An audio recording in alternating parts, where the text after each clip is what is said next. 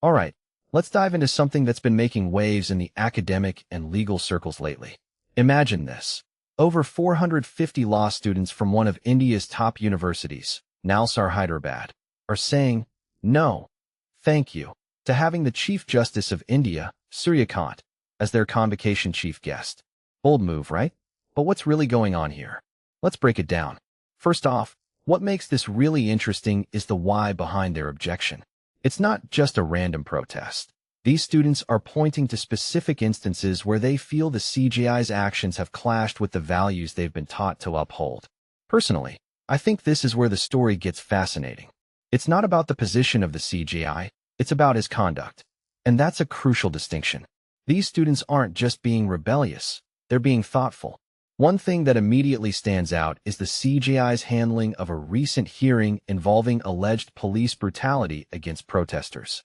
According to reports, he refused to watch video evidence, saying, "We don't have time to watch."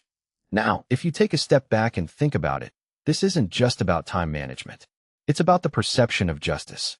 For law students, especially, this feels like a dismissal of evidence, something that's fundamental to their education and the legal process. What this really suggests is a disconnect between the judiciary's actions and the ideals of justice that these students are aspiring to uphold. What many people don't realize is that this isn't an isolated incident. The students also mention the CJI's alleged comparison of Indian youth to cockroaches. In my opinion, this is where the issue goes beyond legal technicalities and becomes deeply personal. For these students, who are about to step into the legal world, having someone who's made such remarks hand them their degrees feels like a betrayal of the values they've been taught. It's not just about the words, it's about what those words represent. From my perspective, this raises a deeper question. What role should public figures play in academic ceremonies? Convocation isn't just a formality. It's a celebration of years of hard work and a symbolic passing of the torch. When students feel that the chief guest doesn't align with their values, it's not just a minor inconvenience. It's a disruption of that symbolism. Personally, I think this is a moment where institutions need to listen to their students, not just because they're vocal, but because they're the future of the field. Now, let's talk about the broader implications. This isn't the first time something like this has happened.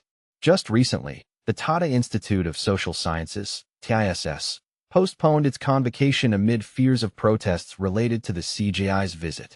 What makes this trend interesting is that it's not just about one institution or one group of students.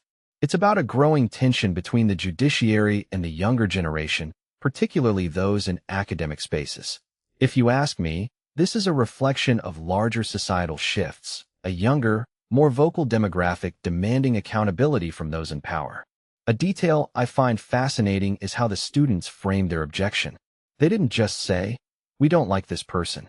They tied it back to constitutional values, academic freedom, and the role of a law university in fostering justice. This isn't just a protest. It's a statement about what they believe a convocation should stand for. In my opinion, this is what makes their stance so powerful. They're not just reacting, they're advocating for something bigger. So where does this leave us? NALSAR hasn't responded officially yet, but the conversation is already out there.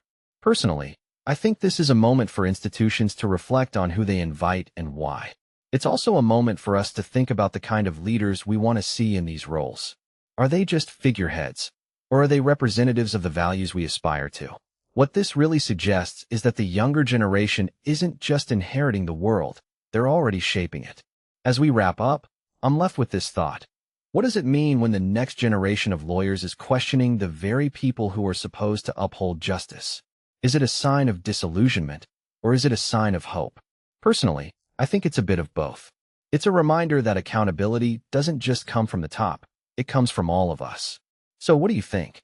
Are these students justified in their objections, or are they overstepping? Let me know in the comments below.